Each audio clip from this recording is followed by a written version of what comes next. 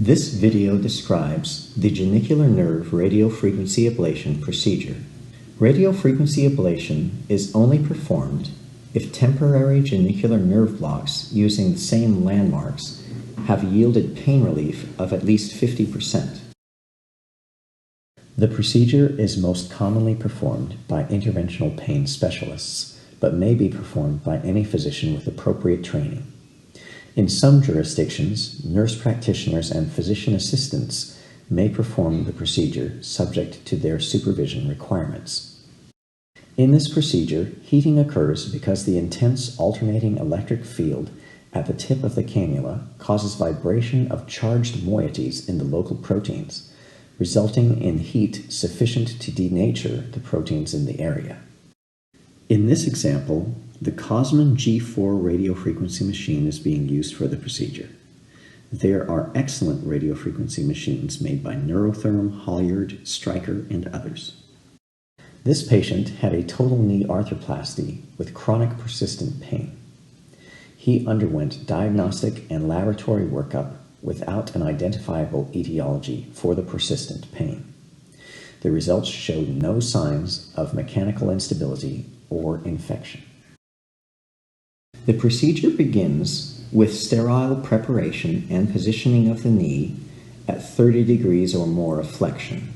Fluoroscopy is utilized to plan the entry sites for the cannulae directed at the superior medial and superior lateral genicular nerves.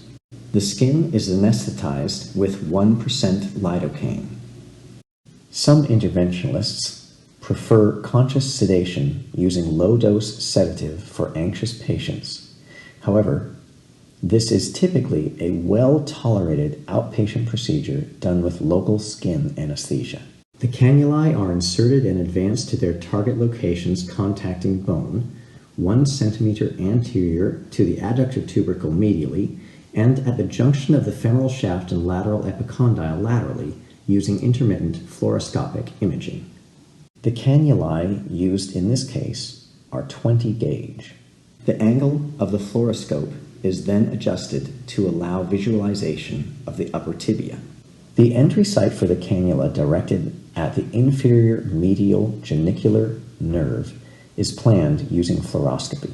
The skin is anesthetized with 1% lidocaine and the cannula is inserted. The cannula is advanced to its target position using intermittent fluoroscopic imaging. The depth of each cannula is adjusted utilizing lateral fluoroscopic views to 50% of the width of the diaphysis.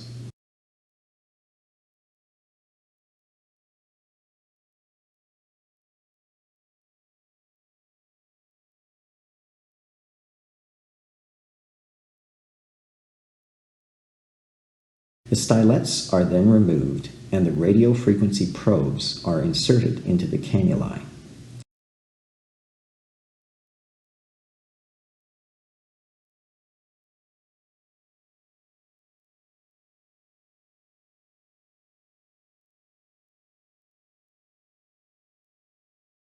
Each location is then tested electrically using sensory and motor settings on the radiofrequency machine.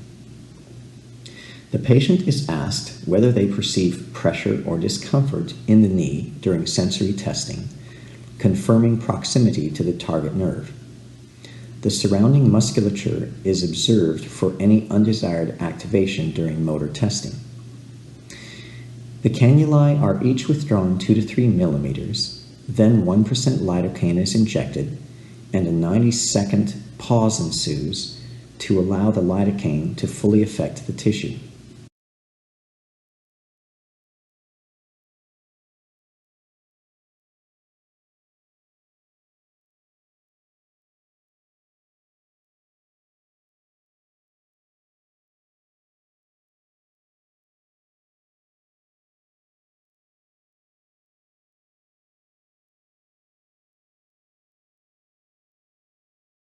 The radiofrequency machine is then activated in its lesioning mode to heat each site to 80 degrees Celsius for 60 seconds.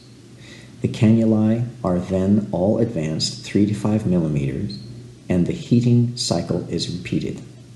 The lesion created with these parameters is about 4 millimeters wide and the length of the uninsulated tip of the cannula. At the end of the procedure, a solution of steroid is injected at each site prior to withdrawing the cannulae.